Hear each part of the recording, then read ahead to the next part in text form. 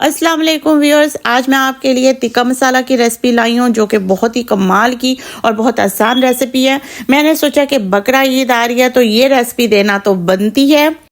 ज़ाहिरी बात है कि ईद के मौके पे कबाब, सीख कबाब, टिक्के ये चीज़ें तो बनती हैं और दावतें वगैरह तो मस्ट हैं। तो उसके लिए ये मसाला बिल्कुल परफेक्ट है, टिक्का मसाला। तो आप ये नोट कर लें। यहाँ पे मैंने सफ़ेद ज़ीरा 3 टेबलस्पून लिया है। काली साबुत मिर्चें हम इसमें 1 टेबलस्पून भर के डालेंगे। 5 से 7 अदद मोटी मिर्चें जाएंगी। लौंग इसमें 1 टीस्पून हम भर के लेंगे। नमक हमने इसमें डालना है 2 टेबलस्पून और सूखा साबुत धनिया जो है ये जाएगा 3 टेबलस्पून। तो 5 से 7 अदद हमने इसमें तेज पत्ता डालना है। अजवाइन इसमें जाएगी 1 टीस्पून।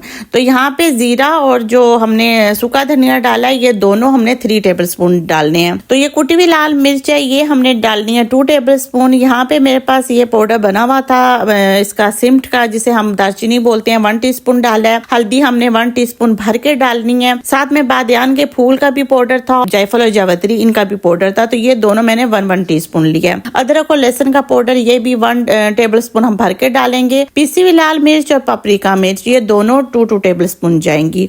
तो ये तमाम मसाले जो पिसे हुए हैं उनको हम एक साइड पे कर देंगे और जो साबुत मसाले हैं उनको हमने ड्राई रोस्ट कर लेना है। ड्राई रोस्ट करने से एक तो ये मसाले की जो उम्र है वो ज्यादा हो जाती है और बहुत ही मजे का टेस्ट आता है। तो अगर आप ज्यादा मसाला बनाना चाहते हैं तो वो अगर आप इस तरीके से आप इसे रोस्ट करके रखते हैं तो आपका मसाला खराब भी नहीं होता है।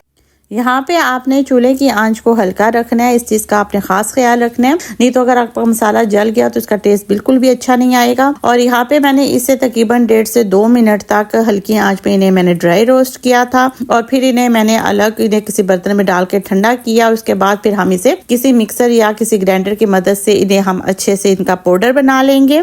ये देखें ये कितना ज़बरदस्त ये मसाला बिल्कुल इनका बारीक ये पीस चुका है। इसमें हमने बाकी के मसाले ऐड कर देने हैं पिसे हुए और इन्हें हम अच्छे से मिक्स कर लेंगे ताकि ये ज़बरदस्त सा एक बेहतरीन सा मसाला जो है ये तैयार हो जाए। यकीन माने कि इतना टेस्टी और इतना मज़े का मसाला बनता है ना कि आप अगर इसे सीख कबाब बनाएं, टिक्के बनाएं, आप इसे गोला कबाब बनाएं, सब में बहुत ही मज़े का इसका फ्लेवर आता है। 1 किलो गोश्त में आप इसे 2 से 3 टेबलस्पून आप ये मसाला बीच पे डाल सकते हैं। तो अगर आपको मेरी रेसिपी अच्छी लगे तो मेरी वीडियो को लाइक करें, मेरे चैनल को सब्सक्राइब करें और शेयर भी करें और मुझे अपना फीडबैक भी दें। इस तरीके से मुझे आपकी पसंद नापसंद का पता चलता है। अल्लाह हाफिज।